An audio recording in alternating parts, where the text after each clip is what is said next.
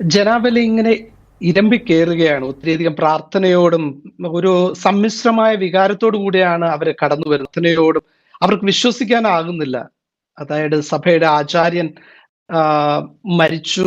അപ്പൊ അതിന്റെ ഒരു നന്ദി പ്രവാഹവും നന്ദി പ്രകടനവും പ്രാർത്ഥനയോടുകൂടി ജനം ഇങ്ങനെ ലോകത്തിന്റെ പല ഭാഗത്തു നിന്ന് തിരക്കോടുകൂടി വന്നു ചേരുകയാണ്. കാരണം നമുക്ക് ഒരുപക്ഷെ ഓൺലൈനിൽ കാണാനായിട്ട് സാധിക്കും. ഭൗതിക ശരീരത്തിന്റെ അടുത്ത് അധിക സമയം നിൽക്കാൻ ഒരു സെക്കൻഡ് സാധിക്കാത്ത രീതിയിലുള്ള തിരക്കും ജനപ്രവാഹവും അവരെങ്ങനെ മുമ്പിലോട്ട് വിടുകയാണ്. അത്രത്തോളം വെളുപ്പിന് പോയി ക്യൂവില് മാത്രമേ ഒന്ന് കാണാനായിട്ട് സാധിക്കും. അങ്ങനെ ഒരു സിറ്റുവേഷനിലാണ് ഇപ്പൊ നമുക്ക് കാണാനായിട്ട് സാധിക്കുന്നത്. അവിടെ അച്ഛൻ ഫ്രാൻസിസ് മാർപ്പാപ്പയുടെ ഭൗതിക ശരീരം കണ്ടിരുന്നോ? അതെ അതെ കണ്ടിരുന്നു. അതെ അതെ അതെ അതെ അതെ ഇന്നലെ തന്നെ കാണാൻ സാധിച്ചു. അതിനെ കാണാനായിട്ട് സാധിച്ചു, പോയി കാണുവാനും പ്രാർത്ഥിക്കുവാനൊക്കെ സാധിച്ചിട്ടുണ്ട്. അച്ഛൻ റോമിൽ ഇപ്പോൾ എവിടെയാണ്, എന്താണ് ചെയ്യുന്നത്? ഞാൻ റോമിൽ ഇപ്പോൾ എന്റെ ഡോക്ടറേറ്റ് ചെയ്തുകൊണ്ടിരിക്കുകയാണ്. സഭാ നിയമത്തിൽ ചെയ്യുകയാണ് ഗ്രിഗോറിയൻ യൂണിവേഴ്സിറ്റിയില്. ഞാൻ 2019 മുതൽ റോമിൽ താമസിക്കുകയാണ്. എന്റെ മാസ്റ്റേഴ്സ് ചെയ്തു, ഇപ്പൊ ഡോക്ടറേറ്റ് ചെയ്ത് പഠനവുമായിട്ട് മുന്നോട്ട് പോവുകയാണ്. ഓക്കെ അച്ഛാ, ഫ്രാൻസിസ് മാർപ്പാപ്പയെ നേരിട്ട് കാണുവാൻ, ഇതിനു മുമ്പ് നേരിട്ട് കണ്ട അനുഭവങ്ങളും അതൊന്ന് ഷെയർ ചെയ്യാമോ? എനിക്ക് ഫ്രാൻസിസ് പാപ്പയെ കുറിച്ച് പറയുമ്പോൾ ഹൃദയം നിറഞ്ഞ സന്തോഷവും ആനന്ദവുമാണ്. കാരണം 3 പ്രാവശ്യത്തെ നേരിട്ട് കാണാനും സംസാരിക്കുവാനും എനിക്ക് സാധിച്ചു.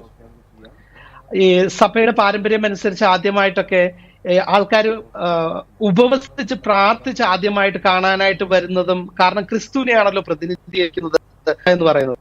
അത്തരത്തിൽ ഒരു ഒരുക്കത്തോടു കൂടി പോയി കാണുവാനായിട്ട് സാധിച്ചു. നല്ല അനുഭവമാണ്. അപ്പോ അദ്ദേഹത്തിന്റെ കയ്യിൽ സംസാരിച്ച സമയത്ത് അദ്ദേഹം എന്നോട് ആദ്യമായിട്ട് പറഞ്ഞ ഒരു സന്ദേശം എന്ന് പറയുന്നത് പ്രഗാത്തെ ഇൻഫിനിറ്റമെന്റ്, അതായത് നിസ്സീമമായിട്ട് അനന്തമായിട്ട് പ്രാർത്ഥിക്കുക എന്നുള്ളതാണ്. അപ്പൊ അതാണ് ആദ്യമായിട്ട് കണ്ടപ്പോൾ അദ്ദേഹം എനിക്ക് നൽകിയ ഒരു സന്ദേശം എന്ന് പറയുന്നത്. രണ്ടാമതായിട്ട് കാണുന്നത് ഒരു കോഴ്സിന്റെ ഭാഗമായി അദ്ദേഹത്തെ ഇങ്ങനെ നേരിട്ട് വത്തിക്കാൻ പാലസിൽ കണ്ട സമയത്ത് അദ്ദേഹം പറഞ്ഞ ഒരു സന്ദേശം എന്ന് പറയുന്നത് പെർദോണാത്തെ, അതായത് ക്ഷമിക്കുക എന്നുള്ളതാണ്. ഈ 2 വാക്കുകളാണ് എന്നെ, അതായത് പ്രേ ആൻഡ് പാർഡൺ, പ്രാർത്ഥിക്കുക, ഇത് എനിക്ക് ഭയങ്കരമായിട്ട് എന്നെ സ്വാധീനിച്ച, ഒത്തിരിയധികം ചിന്തിപ്പിക്കുകയും എന്റെ പ്രവർത്തന മേഖലയിലും എന്റെ പഠന മേഖലയിലും ഒക്കെ എന്നെ ഒത്തിരിയധികം സഹായിക്കുകയും ചിന്തിപ്പിക്കുകയും ചെയ്ത 2 വാക്കുകളാണ്. അത് അദ്ദേഹത്തിന്റെ നാവിൽ നിന്ന്. അതുപോലെ എന്റെ ജീവിതത്തിൽ ഞാൻ ആദ്യമായിട്ട് കാണുന്ന പാപ്പ എന്ന് പറയുന്നത് ഫ്രാൻസിസ് പാപ്പയാണ്.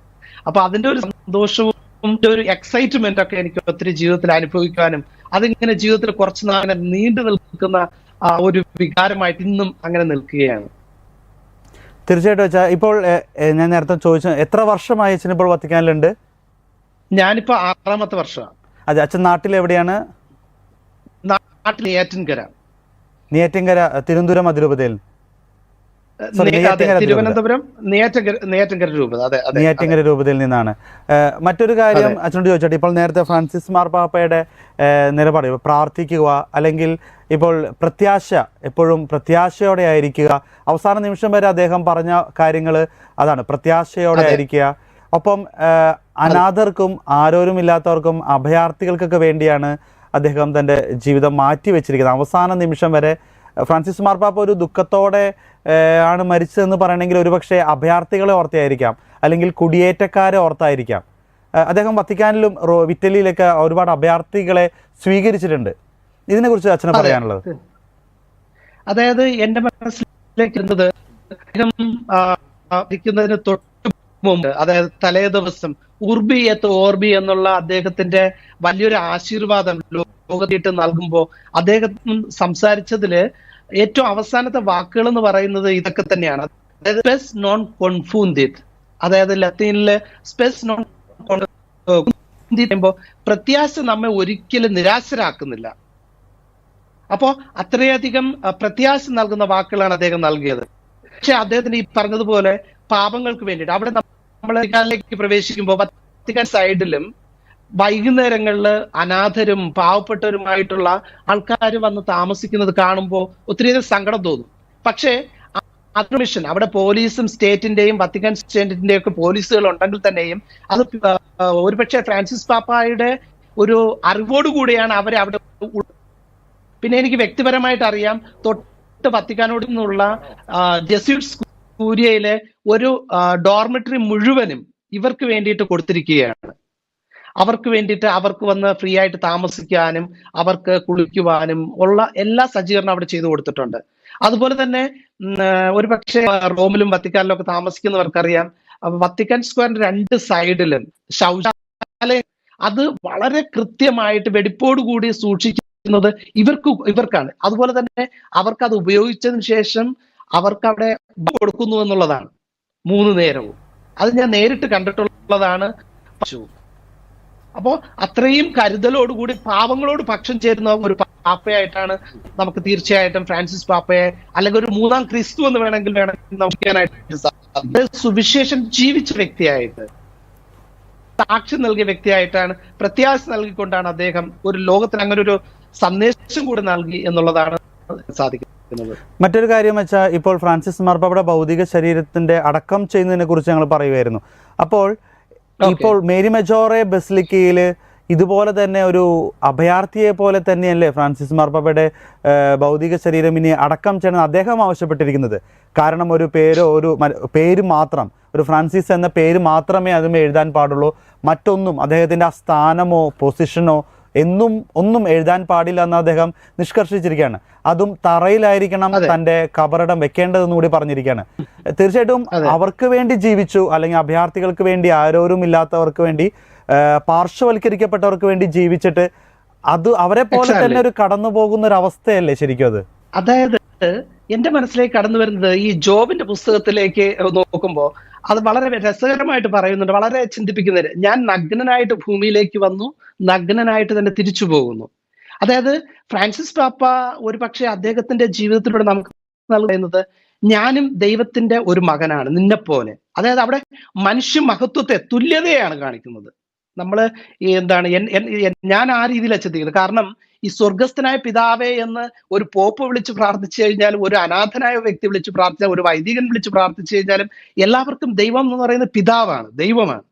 നമ്മളെല്ലാം മക്കളാണ്. മറ്റുള്ള ടൈറ്റിൽസ് എല്ലാം ഈ വേൾഡിന്റെയാണ്, ഈ ലോകത്തിൻ്റെതാണ്. നമ്മൾ ദൈവത്തിന്റെ മുമ്പിൽ എല്ലാവരും തുല്യരാണ്. ആ ഒരു എളിമയാണ് കാണിക്കുന്നത്. ഞാൻ ആ രീതിയിലാണ് ചിന്തിക്കുന്നത്.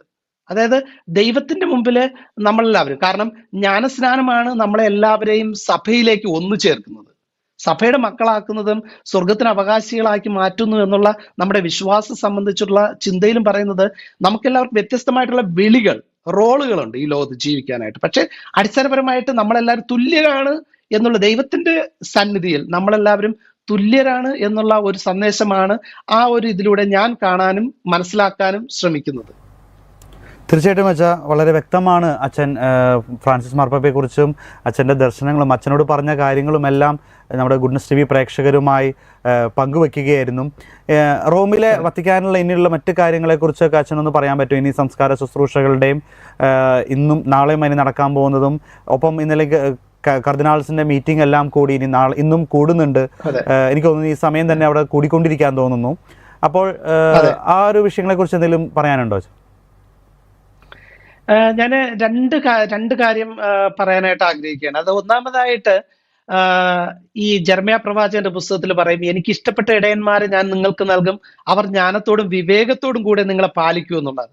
ഒരുപക്ഷെ ഇപ്പോ കർദിനാൾസ് ഒരുമിച്ച് പ്രാർത്ഥിച്ചും കാര്യങ്ങൾ തീരുമാനിച്ചും, പ്രത്യേകിച്ച് നാളെയും മറ്റന്നാളും നടക്കുന്ന ശുശ്രൂഷകളെ കുറിച്ചും ഒക്കെ ചിന്തിക്കുകയാണ്. അതുപോലെ ചിന്തിച്ച് ഓൾറെഡി അതിന്റെ അനൗൺസ്മെന്റ് എല്ലാം വന്നിട്ടുണ്ട്. വത്തിക്കാൻ സമയം രാവിലെ 10 മണിക്കാണ് ഇവിടുത്തെ ശുശ്രൂഷകൾ സെന്റ് പീറ്റേഴ്സ് സ്ക്വയറിൽ നടക്കുന്നത്. അപ്പോൾ അതനുസരിച്ച് അതിനുശേഷം ഇവിടെ നിന്ന് പ്രദക്ഷിണമായിട്ട് മരിയ മജോറെ, അതായത് മേരി മേജർ ബസലിക്കയിലേക്ക് പോകും. അപ്പൊ ആ രീതിയിലാണ് ക്രമീകരണങ്ങൾ നടത്തിയിരിക്കുന്നത്.